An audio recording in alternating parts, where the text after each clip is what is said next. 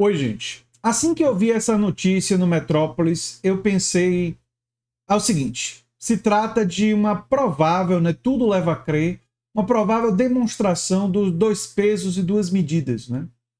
Porque a mesma juíza que livrou o dono do Porsche, que matou o motorista de aplicativo e não prestou ajuda.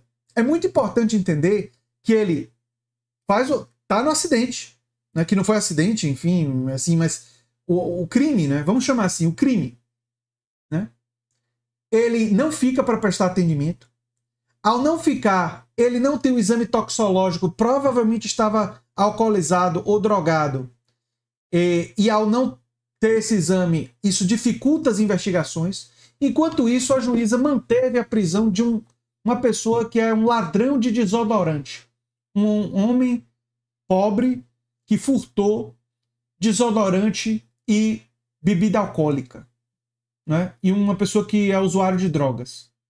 Isso aqui tem vários elementos de preconceito contra o usuário de drogas, preconceito contra pessoas pobres em situação de desespero e privilégios para os ricos, para aqueles que são donos de Porsche, né? Espero que vocês compartilhem o vídeo. Eu vou trazer mais detalhes. A juíza que negou a prisão do dono de Porsche, que matou o motorista, já manteve preso o homem acusado de roubar desodorante e bebidas. A juíza é a Fernanda Helena Benevides Dias, do Tribunal de Justiça de São Paulo, que rejeitou o pedido de prisão contra o dono do Porsche, indiciado pela morte de um motorista de aplicativo.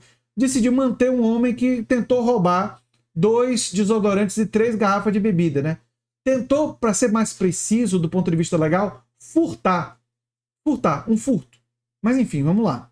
O caso aconteceu em agosto de 2022 no supermercado Petri, no Jardim Peri, enfim, Peri, né? Na ocasião, os seguranças do estabelecimento flagraram um homem de 21 anos tentando roubar 1 litro de conhaque, que custa R$17, né? 2 garrafas de vodka, 17 cada, e 2 desodorantes, R$19 cada, escondidos sob sua camisa.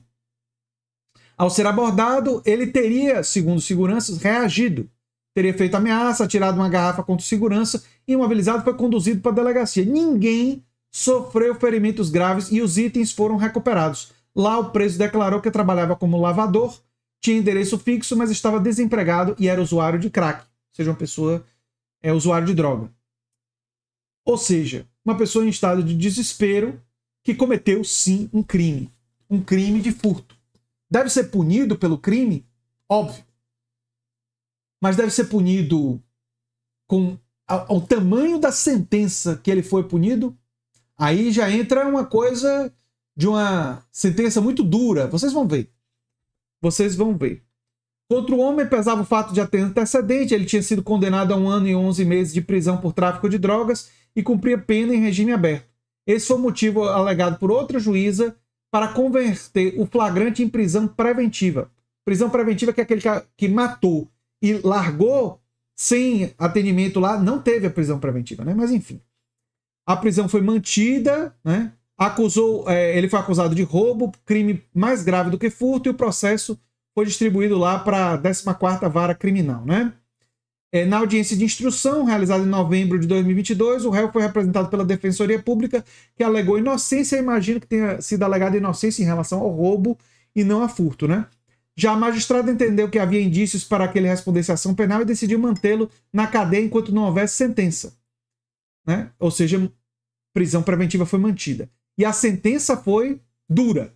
Nas alegações finais, a defensoria tentou convencer a juíza de que o homem havia cometido uma tentativa de furto e não roubo, uma vez que o emprego de violência não tinha sido comprovado. Vítima do ladrão, o segurança do supermercado não fez exame de corpo de delito e as supostas lesões ficaram sem confirmação. O réu negou que tenha agredido o vigilante ou jogado uma garrafa. O segurança era grande enquanto ele é franzino. Machucou a boca, o braço, a perna, a barriga. O vigilante machucou o braço enquanto estava esmurrando. Ou seja, o vigilante espancou esse ladrão, esse rapaz que furtou, né? E ele cometeu um crime, sim, merece ser punido. Mas, claramente, se ninguém se feriu gravemente e que não houve ameaça de arma de fogo, nem nenhuma arma, não teve nenhum relato de arma, ele teria jogado a garrafa, né? Segundo algumas pessoas, segundo alguns funcionários, É grave o que ele fez. Seria digamos assim, uma coisa para pesar contra ele num crime de furto, mas caracterizar como roubo, que é com a ameaça violenta, usando arma ou cortante ou arma, enfim, eu acho que é um exagero, mas enfim. Com base em depoimento de funcionários do supermercado, a magistrada rejeitou a versão da defesa, condenou o homem a 5 anos, 5 meses e 10 dias de prisão. Já o empresário está livre, né? Na segunda-feira caiu para a apreciação da juíza o pedido de prisão contra o empresário Fernando Sartre Filho, que bateu com o seu Porsche em alta velocidade e causou a morte do motorista de aplicativo Orlando da Silva Viana. Como deixou o local do acidente, o motorista do carro não foi autuado em flagrante, não fez exame toxicológico e também não passou por audiência de custódia. Acompanhado de advogados, ele se apresentou na delegacia mais de 36 horas depois. Ou seja, 36 horas depois, se ele estivesse, como provavelmente estava, essa é a hipótese, alcoolizado ou drogado, 36 horas depois, os vestígios de álcool ou de droga não é mais encontrado no corpo dele. Tudo para escapar. Claramente prejudicando a investigação. E a Polícia Civil decidiu representar pela sua prisão temporária, após indiciá-lo por homicídio com dolo eventual. No entanto, a magistrada entendeu que a detenção do empresário não cumpriu os requisitos legais necessários e o manteve em liberdade. Na decisão, a juíza alegou que a Polícia Civil não conseguiu demonstrar pelo menos 2 dos requisitos: o acusado não ter endereço conhecido, atrapalhar a investigação e responder a crime grave. Ele obviamente atrapalhou a investigação. Ele obviamente não prestou socorro. E isso é grave. Isso é gravíssimo.